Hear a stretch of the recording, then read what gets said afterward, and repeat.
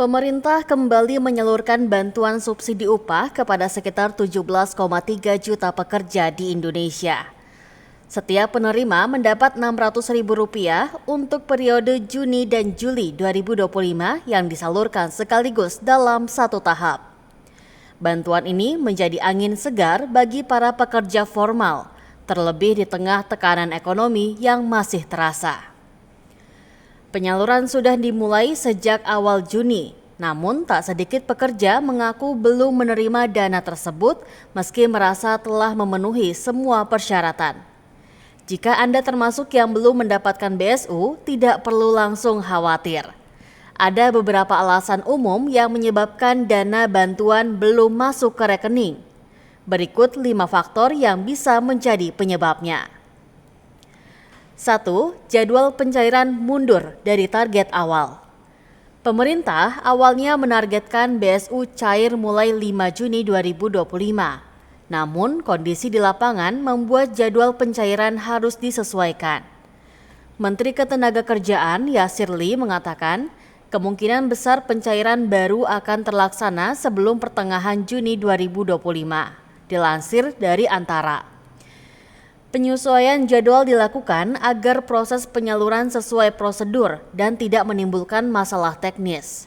Pemerintah juga sedang mempercepat penyelesaian administrasi agar dana segera diterima oleh para penerima. 2. Proses verifikasi dan administrasi masih berjalan.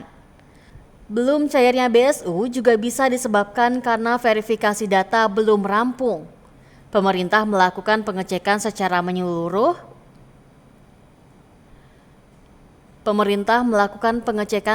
menyeluruh untuk memastikan bantuan hanya diberikan kepada penerima yang benar-benar berhak. Verifikasi ini mencakup pemeriksaan NIK, keaktifan di BPJS Ketenagakerjaan, serta penghasilan pekerja. Proses ini bertujuan memastikan penyaluran bantuan berlangsung secara akurat dan transparan. 3. Syarat penerima lebih selektif. Tidak semua pekerja bisa masuk dalam daftar penerima. Pemerintah menerapkan sejumlah kriteria yang cukup ketat, seperti tidak memiliki NIK atau bukan WNI, tidak aktif sebagai peserta BPJS Ketenagakerjaan hingga April 2025, menerima gaji di atas Rp3,5 juta atau melebihi UMP atau UMK, berstatus ASN, termasuk PNS, P3K, TNI, dan Polri. Sedang menerima bansos lain seperti PKH dalam tahun anggaran berjalan. Kebijakan ini dibuat agar BSU benar-benar sampai ke kelompok yang membutuhkan dan sesuai sasaran. 4. Penyaluran BSU melibatkan lebih dari satu lembaga. Selain Kementerian Ketenagakerjaan dan BPJS Ketenagakerjaan, Kementerian Koordinator Bidang Perekonomian juga terlibat dalam prosesnya. Agar bantuan bisa tersalurkan dengan benar, diperlukan sinkronisasi data dan koordinasi administrasi antar instansi. Proses ini membutuhkan waktu, namun penting untuk mencegah kesalahan penyaluran. 5. Penyempurnaan data penerima masih dilakukan. Pemerintah juga tengah memperbarui data peserta aktif BPJS Ketenagakerjaan yang bergaji di bawah Rp3,5 juta. Penyempurnaan ini mencakup pekerja informal maupun tenaga honorer yang masuk dalam kelompok penerima BSU. Langkah ini bertujuan memastikan keakuratan data penerima agar bantuan tidak salah sasaran. Kelompok yang keempat ini ditujukan kepada pekerja dan para guru honorer, yaitu pemberian bantuan subsidi upah BSU kepada 17,3 juta pekerja yang memiliki gaji di bawah 3,5 juta atau di bawah upah minimum provinsi, kabupaten, dan kota.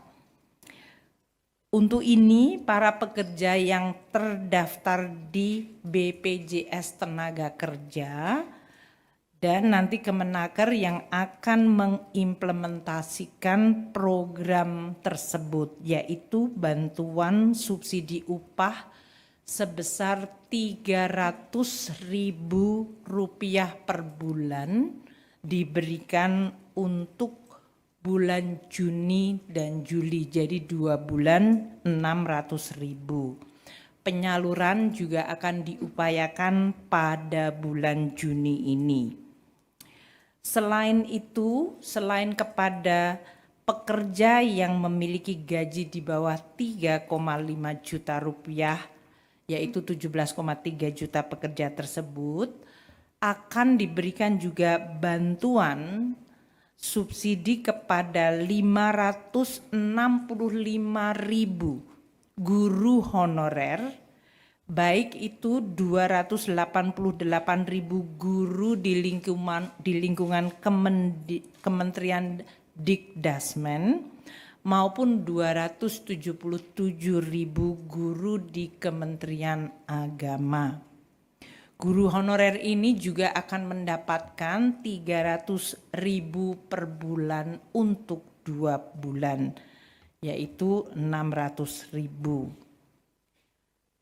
Selain untuk pekerja dan guru honorer, di dalam paket kebijakan yang keempat ini